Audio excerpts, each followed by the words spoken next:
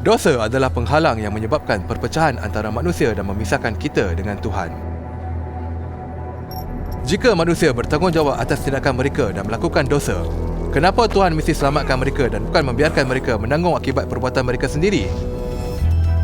Tuhan adalah kasih, pemberi kehidupan. Dia mencipta manusia untuk berhubung secara rohani dan hubungan dengan Dia. Tetapi manusia memilih untuk bertindak bertentangan dengan kehendak Tuhan, untuk berbuat dosa yang memisahkan kita daripada Tuhan, sumber segala kehidupan.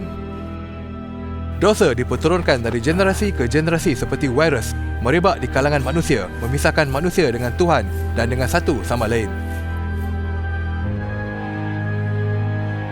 Tuhan berfirman melalui nabi-nabinya, memberi perintah dan peluang baru untuk mengikut hukumnya, tetapi manusia selalu gagal. Akibat dosa yang memisahkan kita dengan Tuhan adalah kematian. Tapi Tuhan Maha Adil. Tuhan tak boleh mengabaikan atau mengampunkan dosa manusia. Tuhan itu suci dan adil. Sifat Tuhan yang tidak berkompromi bermakna Dia mesti menghakimi dan menghukum dosa. Jadi bukankah terpulang kepada kita untuk mendapatkan pengampunan Tuhan dan mengelakkan penghakiman? Masalahnya, manusia tidak boleh mematuhi perintah Tuhan dan tidak boleh hidup tanpa berbuat dosa. Dan kita tidak boleh menebus diri kita sendiri. Sepertinya kita ditakdirkan sebegini.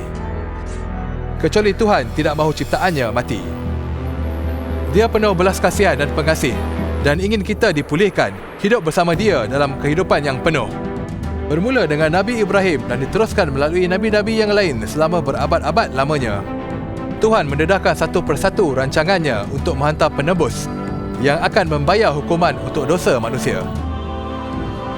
Penebus itu ialah Yesus. Dia turun ke bumi dari tempat kemuliaannya di syurga, mengambil rupa seorang manusia dan menjalani kehidupan tanpa dosa yang kita tidak pernah dapat. Kemudian Yesus dengan rela hati menanggung dosa kita, menanggung hukuman mati untuk kita sekali dan untuk selama-lamanya. Tetapi kematian tidak ada kuasa terhadap Dia. Yesus bangkit dari kematian dan menakluki kematian dan dosa, membolehkan hubungan dengan Tuhan dipulihkan semula. Tuhan amat menyayangi kita, tetapi manusia tidak mampu untuk pulihkan diri mereka sendiri. Yesus menebus kita daripada dosa dan kematian, supaya kita diselamatkan dan hidup dengannya. Sekarang kita perlu menerima pengorbanan yang Yesus lakukan untuk kita, untuk menikmati kebebasan hubungan yang dipulihkan dengan Tuhan.